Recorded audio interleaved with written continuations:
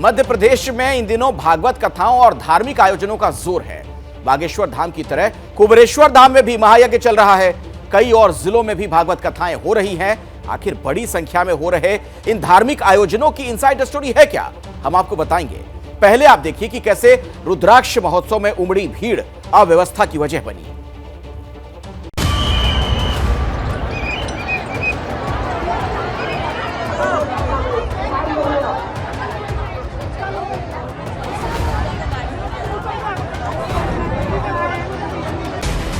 मध्य प्रदेश में आस्था का सैलाब उमड़ा है।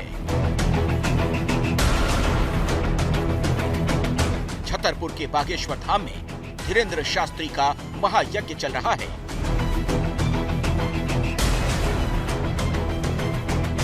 तो सीहोर की कुबेरेश्वर धाम में रुद्राक्ष महोत्सव।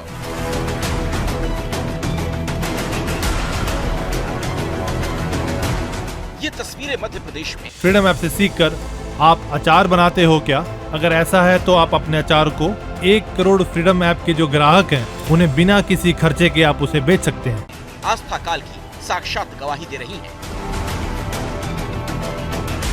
बागेश्वर बाबा के धाम में भीड़ थोड़ी मैनेज्ड है, लेकिन कुबेरेश्वर धाम की भीड़ ने क्राउड मैनेजमेंट पर सवाल खड़े कर दिए।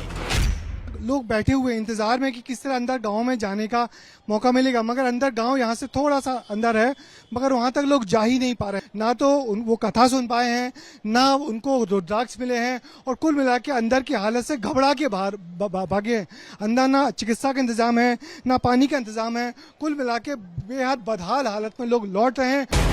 असल में कथावाचक प्रदीप मिश्रा के बुलावे पर हजारों की भीड़ कुबेरेश्वर धाम पहुंच गई।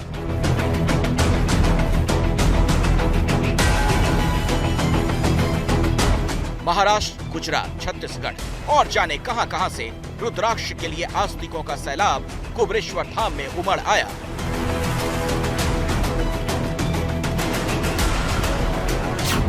कथावाचक प्रदीप मिश्रा का भव्य रुद्राक्ष महोत्सव 22 फरवरी तक चलेगा।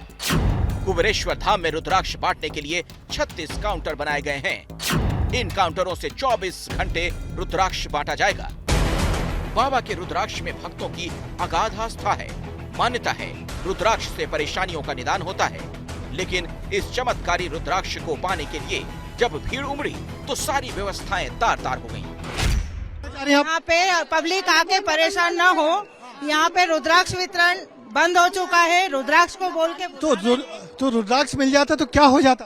अरे भैया, अब आस्था है लोगों की। के लिए आए हम लोग, इतनी दूर से आस्था है। सवाल बद इंतजामी का नहीं, भीड़ और बद इंतजामी के कारण 3 साल के एक मासूम की जान चली गई। मासूम का परिवार जलगांव से रुद्राक्ष लेने सीहोर पहुंचा था। 24 घंटे में अफरा तफरी में 2 महिलाओं की जान जा चुकी है। क्या नाम था इनका? मंगलबाई गांडेकर। कहाँ से आई थी? अच्छा, कब आए थे आप लोग? रुद्राक्ष के लिए ना? केंद्रीय मंत्री फग्गन सिंह कुलस्ते कह रहे हैं, ऐसे आयोजनों में लोगों को खुद भी सावधानी बरतनी चाहिए। कोई ऐसा भीड़ भाड़ में से कोई होता है तो सावधानी रखना चाहिए। हमको भी, स्वयं को भी रखना चाहिए। आयोजन समितियों को भी अपनी टीम की व्यवस्था करना चाहिए कि ताकि कोई इस प्रकार की घटना दुर्घटना नहीं हो। वैसे मध्य प्रदेश में नए साल में जगह जगह भागवत कथाओं का जोर है। इससे पहले दिसंबर महीने में तो नेताओं में भागवत कथाएं करवाने की होड़ लगी रही। मध्य प्रदेश सरकार में पीडब्ल्यूडी मंत्री गोपाल भार्गव ने अपने क्षेत्र रहुली में भागवत कथा करवाई। कृषि मंत्री कमल पटेल ने अपने क्षेत्र हरदा में भागवत कथा करवाई। एमपी सरकार के मंत्री भूपेंद्र सिंह ने खुरई विधानसभा क्षेत्र में भागवत करवाई। ऐसे में सवाल ये, क्या इन कथाओं का कोई सियासी कनेक्शन है? भोपाल से ब्रजेश राजपूत के साथ ब्यूरो रिपोर्ट। ये भागवत कथाएं जो लगातार हो रही हैं, अंदर की कहानी क्या है आपको बताएंगे। ब्रजेश राजपूत हमारे साथ जुड़ गए हैं। ब्रजेश, क्या चुनाव को साधने की तैयारी?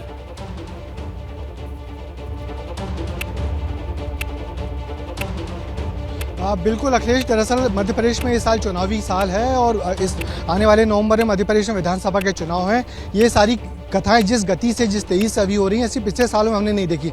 मगर इन कथाओं का मकसद साफ है, लोग अपने वोटर को इकट्ठा करके अपना संदेश देना चाह रहे हैं, उनको बताना चाह रहे हैं कि हम आपके साथ हैं, आपकी भलाई के लिए भक्ति कथाएं करवा रहे हैं। और दूसरी बड़ी बात, ये सारे जो कथावाचक जो नए आ गए हैं पिछले कुछ महीनों या कुछ सालों में उभरे हैं, इन सारे लोगों की कथाएं की बुकिंग पूरे साल भर के लिए हो चुकी है और ये मध्य प्रदेश में ही हुई है। इन लोगों को कोई बाहर कथा करने नहीं जा रहे। इनकी पहली बुकिंग मध्य प्रदेश के बड़े बीजेपी कांग्रेस दोनों के नेताओं की हुई है। तो दोनों पार्टी के बड़े लोग इस चुनावी साल में इन बाबाओं के मार्फत, इन कथावाचकों की मार्फत अपने वोटरों को संदेश पहुंचाना चाह रहे हैं, उनको साधने की एक बड़ी कोशिश कर रही है, जिसके चलते ये कथाएं अब पूरे साल भर देखने को मिलेगी। उन कथाओं में होने वाली अव्यवस्था जनता को झेलना पड़ेगी, जैसे कि अभी बागेश्वर और हम कुबेरेश्वर धाम में देख ही रहे हैं। चलिए, बहुत बहुत धन्यवाद इस जानकारी के लिए ब्रजेश आपका। फ्रीडम ऐप से सीखकर आप अचार बनाते हो क्या? अगर ऐसा है तो आप अपने अचार को 1 करोड़ फ्रीडम ऐप के जो ग्राहक हैं उन्हें बिना किसी खर्चे के आप उसे बेच सकते हैं।